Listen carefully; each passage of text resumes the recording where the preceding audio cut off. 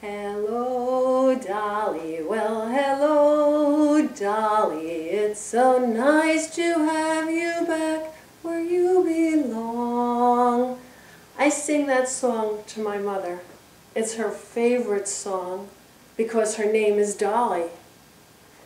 As a child, I remember holding her hand and singing with her in the morning as we walked to my great-grandmother's house, where I spent the day while Mom taught 5th grade.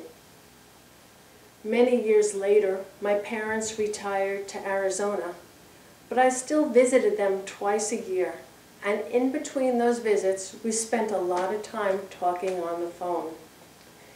It was during one of those long conversations that my mom read me her doctor's report and diagnosis.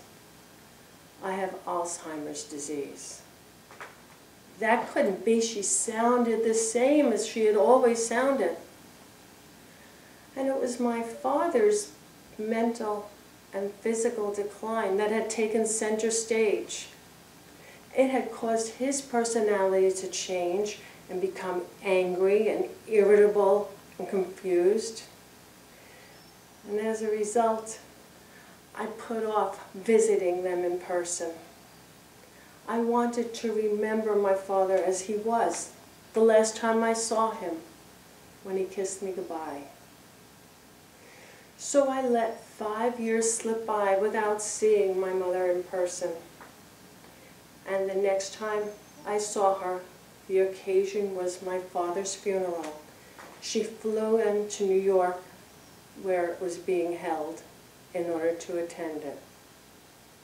I was excited to see her, and I walked up to her. "Mom, hi!" "How do I know you?" was her response.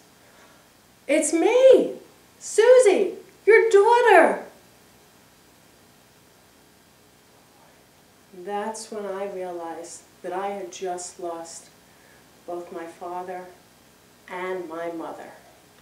I was standing next to a woman who looked just like Mom. She sounded just like Mom. And she felt just like Mom. But this is not the person I remember. Her return flight was leaving the day after tomorrow. And I promised myself if I could have her back for just one more day, I would accept what fate had handed us both. So I spent the morning looking at old photograph albums with her, my wedding pictures, but no light went on, and I was getting desperate. That's when I decided to take Dolly back where she belongs, back to the Bronx, where we both grew up. And during the car ride into the Bronx, I thought about all the stops I would make on our tour. To set the tone, I put on a Frank Sinatra CD. I hoped it would help bring back her memory. And as if she could hear my thoughts, she started to sing along. "Fairy tales can come true, they can happen to you, if you're young at heart." Well, we got closer to the old neighborhood, and her eyes lit up, just like a fairy tale. She started to correctly predict the streets that we would be passing. As we walked around the courtyard of our old apartment building, she pointed out my bedroom windows. We walked around the fountain at the Parkchester Oval. I walked around this fountain many times with my great-grandmother, which gave me an idea. "How about we go see Grandma's house? Would you like that?" She was excited and she ran off. Wait. It's this way to Grandma's house." "No," she said. "I know the way to my grandmother's house." So I took her hand once again, And just like old times, she led me on left turns and right turns and down alleys till we stood right in front of my grandmother's door. We both stood there for a moment, each of us basking on our own memories. And on the way back to the car, we bumped into an old friend of my mother's, Miriam. I hadn't seen her since my wedding. Miriam was so excited to see my mother. "Dolly, what a surprise! How are you?" My mother responded with, "I don't know who you are." But Miriam was not fazed. She answered back with, "It doesn't matter. I remember you."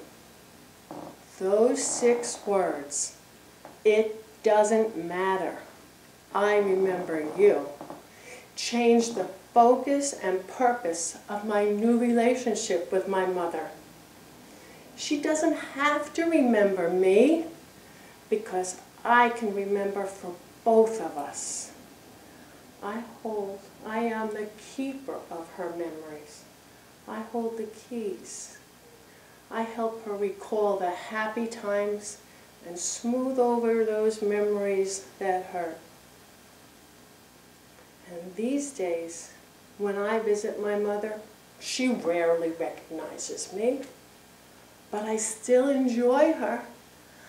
I can dance and sing and act like a fool for her, and she loves it.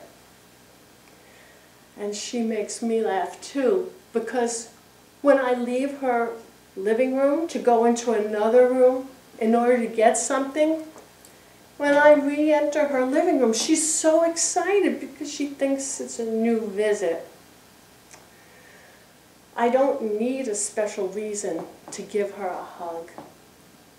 She never asks me, "Well, what's that for?" She just smiles. And it's through a song that I can still reach my mother every now and again. We still both love to sing together. And I'm okay.